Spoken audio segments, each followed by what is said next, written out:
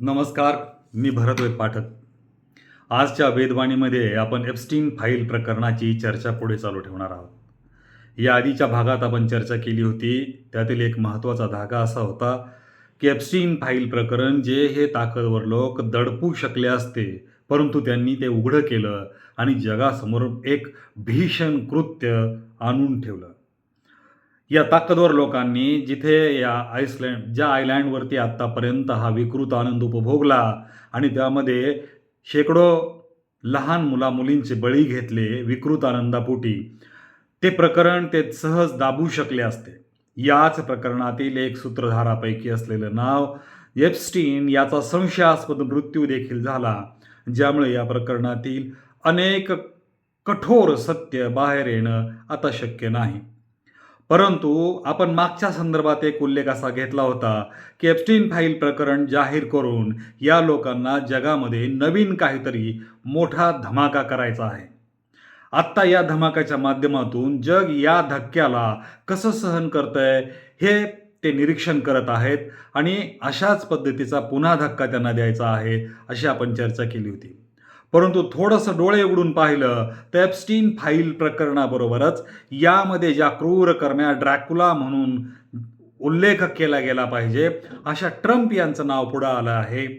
त्या ट्रम्प यांनी जगाची छळछावणी केली आहे.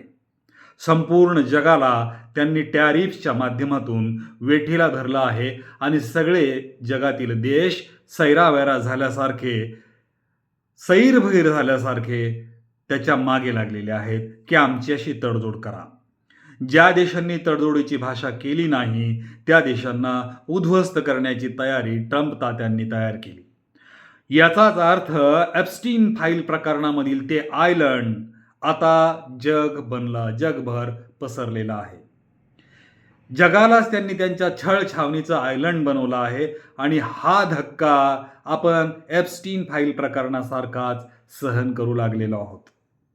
एप्स्टीन फाईल प्रकरणाची चर्चा आता बस स्थानकावरील शाळकरी मुलांच्या तोंडी देखील ऐकायला मिळू लागली आहे. पण कोणत्याही संस्कृतीमध्ये तुम्हाला एखादा विचार, एखादा धक्का, एखादी माहिती जर रुजवायची असेल तर त्या संस्कृतीमधील लहान मुलांवरती आधी त्याची रुजवणूक करावी लागते आणि हेच परिणाम साध्य झाले आहेत एप्स्टीन फाईल प्रकरणाच्या चर्चेतून.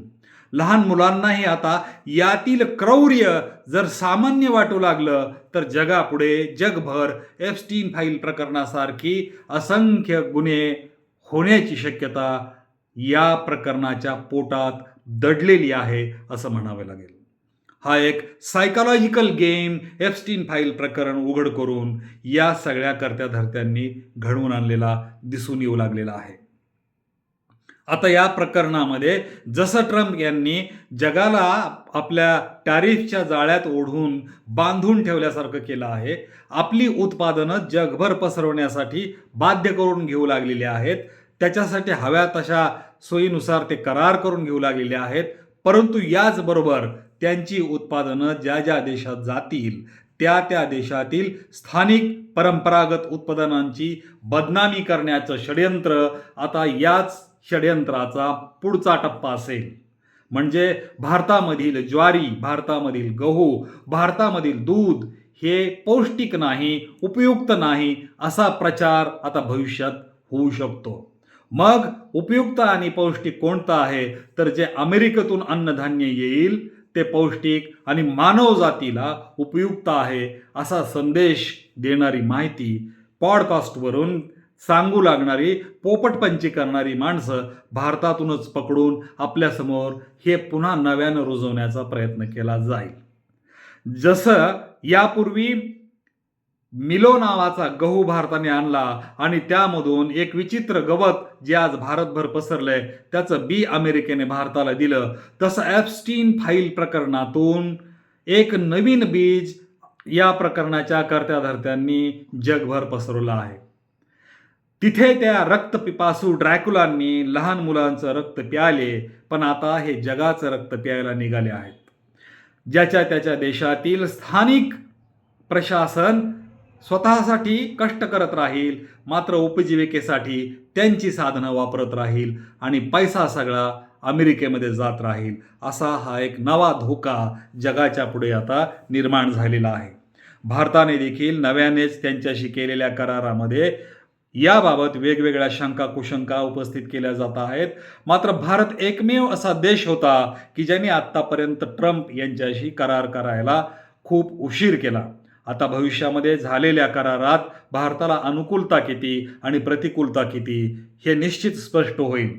पण एक लक्षात घ्या, आता अमेरिकेचा हा ड्रॅक्युला जगभर सगळ्यांचं रक्त प्यायला निघाला आहे. म्हणून आपली जमीन आता आपली उरते की नाही याची खात्री राहिलेली नाही. म्हणून म्हणावंसं वाटतं, तुम्हारे पांव के नीचे कोई जमीन नहीं है, कमाल ये है की फिर भी तुम्हें यकीन नहीं है. इतके आपण सगळे गाफील आहोत या सगळ्याच प्रकरणांच्या बाबतीत. धन्यवाद. अंतर्मुख होऊन पुन्हा एकदा विचार करा.